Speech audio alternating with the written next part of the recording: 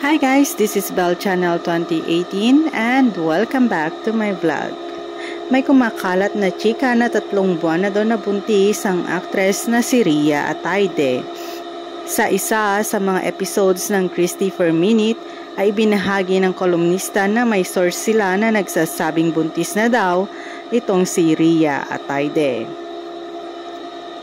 Tungkol pa dun sa pagdadalang tao ni Rhea Atayde, mas maganda po kung diretso nating marinig ang pag-amin mula sa mag-asawa o kaya sa kani-kanilang pamilya, ang pagbabahagi ni Christy.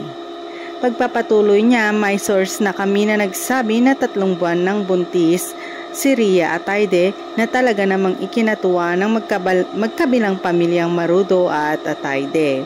Marami naman ang naging happy kung totoo nga ang chikang buntis ang kapamilya star. Congratulations Zanjo and Rhea. Just so excited to take a look at your mini-me soon. May God bless your pregnancy and delivery.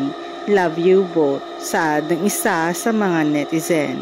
Comment naman daw ng isa, wow, the most exciting part of married life to have a baby.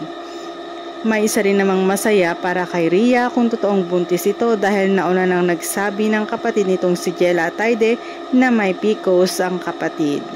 Congratulations!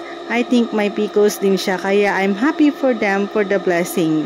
There is a lot of PCOS women out there dreaming of this too, say ng isa sa mga netizen.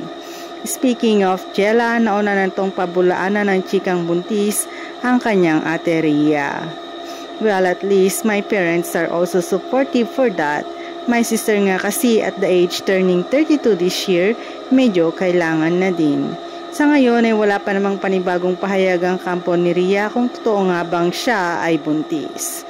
Matatanda ang kasabay ng pagdiriwang ng karawan ng actress ay nagkaroon sila ng civil wedding ni Zanjo na officiated ni Mayor Joy Belmonte.